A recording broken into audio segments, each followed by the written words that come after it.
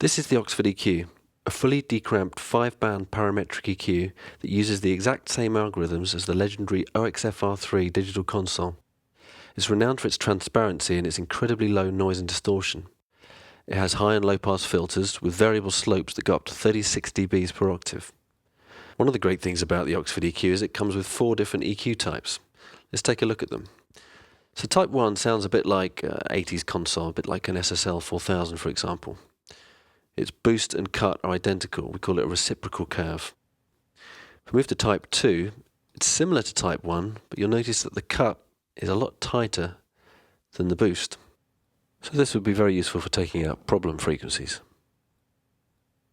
Type 3 is more of a British sounding curve. It sounds a bit like a Neve console, for example.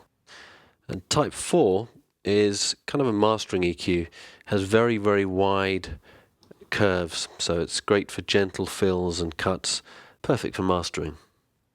There's a couple of controls I've not mentioned yet. The input gain, which is very useful for when I'm boosting a lot like I am here. You'll want to back off the input gain to compensate, otherwise you'll end up clipping. People just think they can boost and boost and get away with it, but of course you're going to overload. So always remember to back off the input gain if you're going to boost a lot. You'll also notice these A-B buttons in the center, which allow 2 different setups to be literally A-B'd. Because they're interpolated, you can automate between 2 different sounding EQ setups mid-track without clicks or pops.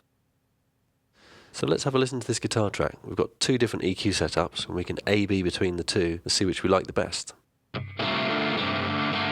So this is A, using type 2, switch to B. Radically different, using type 1. Very different sounding guitar. We can flick between the 2, see which we like the best. There's no clicks or pops as I switch. Can even automate between the 2. So it's very useful having A-B buttons. Okay, so finally let's have a look at the Oxford EQ as a mastering EQ. We talked earlier about type 4 being the best for mastering because it's got a very wide Q. So I'm just going to play a stereo mix and see what we can do with it. So first off I'm going to use the LF section to boost a little bit.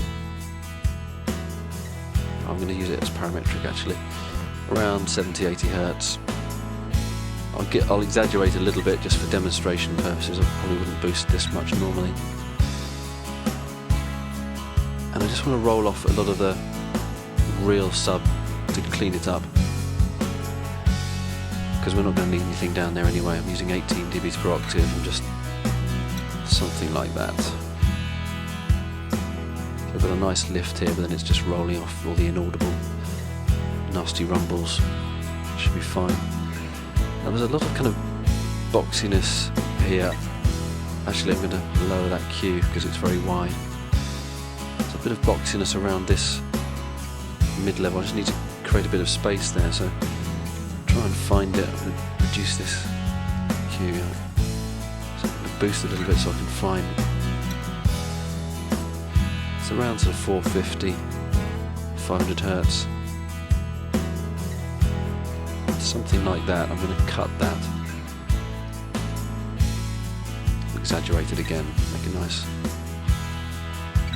hole in the mid there. Just creating a little bit more space now. Yep, and we're going to use the high mids. Just going to give it a slight subtle boost around 4 or 5k, just not much at all. Again, for demonstration purposes, I'll do a little bit more than I would normally. I only really want to do about half a dB. Just give it a couple of dB lift. A bit too much. Okay, so that's now created a little bit of space in the mids, given a nice warm boost in the low. Let's compare it with flat.